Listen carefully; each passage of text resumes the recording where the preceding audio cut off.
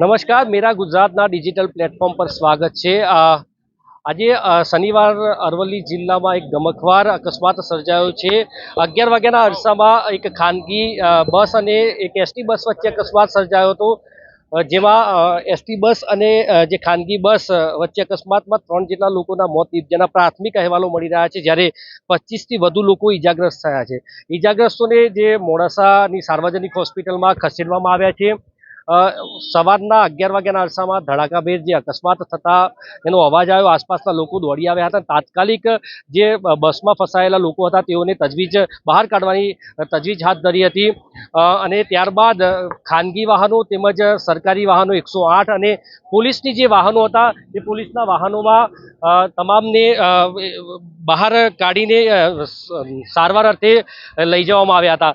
તંત્રના તમામ જે ઉચ્ચ અધિકારીઓ છે એ ઉચ્ચ અધિકારીઓ અહીં મુલાકાત લઈ રહ્યા છે, અકસ્માતનો તાગ મેળવવાનો પ્રયાસ કરી રહ્યા છે। જિલ્લા ડીવાયએસપી, ડેપ્યુટી કલેક્ટર, આરએસી સહિતના ઉચ્ચ અધિકારીઓ અહીં પહોંચ્યા છે। જે અકસ્માત સર્જાયો હતો એ અકસ્માતના જે સ્થાનિક લોકો છે તેમની સાથે પણ વાત કરવાનો પ્રયાસ કરીશું। જે કેવી રીતે અકસ્માત સર્જાયો હતો, આપણી સાથે સાકરિયા ગામના સ્થાનિક છે। જણાવો, કેવી રીતે અકસ્માત સર્જાયો, ખ્યાલ કેવી રીતે આવ્યો?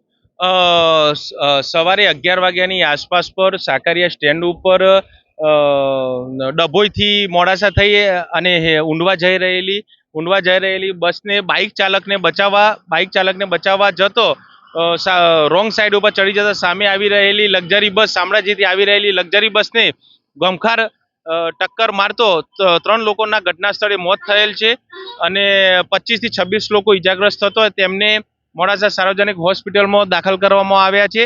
અને હાલ સાર્વજનિક હોસ્પિટલનો નજારો જોવામાં, હોસ્પિટલની પરિસ્થિતિ જોઈએ તો સાંજ સુધીમાં બીજા 8 થી 10 લોકો મરી જાય તેવી પરિસ્થિતિ પેદાઈ છે અને 1 કલાક સુધી એમ્બ્યુલન્સ આવી નથી સાહેબ, 1 કલાક સુધી। કેવી રીતે જ્યારે અકસ્માત સર્જાયો તમને ખ્યાલ કેવી રીતે આવ્યો અને પહેલી પ્રાથમિકતા શું હતી તમારી?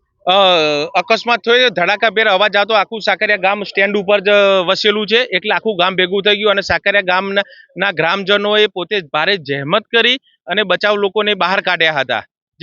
જેસીબી પોતાના ખર્ચે બોલાવીને સ્વખર્ચે। તો સ્થાનિક લોકોની મદદથી આ તમામ જે લોકોને બચાવવામાં આવ્યા હતા, અને જે બચાવ પ્રક્રિયા જે છે સ્થાનિક લોકો અને સ્થાનિક તંત્રના મદદથી કરવામાં આવી હતી। ડીવાયએસપી હાલ પત્રકાર પરિષદ કરી રહ્યા છે। આજરોજ માલપુરથી શામળાજી જતા હાઈવે ઉપર સાકરિયા ગામના પાટિયા નજીક એસટી બસ પૂર ઝડપે આવેલી અને એને બાઇકને ટક્કર મારી રોંગ સાઈડમાં ડિવાઈડર કૂદી અને સામેથી આવતી લક્ઝરી બસ સાથે ટકરાયેલી અને મોટો અકસ્માત થયેલો, જેમાં અત્યાર સુધી મળેલી જાણકારી મુજબ 3 જણના મૃત્યુ નિપજેલ છે અને બાકીના ઈજાગ્રસ્તોને સારવાર માટે મોકલી આપેલ છે। એ લોકો રાજસ્થાન તરફથી આવતા હતા અને આ બાજુ માલપુર તરફ જતા હતા। હજુ એની માહિતી લેવાની ચાલુમાં છે। એ તો જે તમામ જે ઈજાગ્રસ્તો છે તે તમામ ઈજાગ્રસ્તોની વિગતો મેળવવાનો પ્રયાસ તંત્ર દ્વારા કરવામાં આવી રહ્યો છે। નીરવ પ્રજાપતિ સાથે અંકિત ચૌહાણ, મેરા ગુજરાત, અરવલ્લી।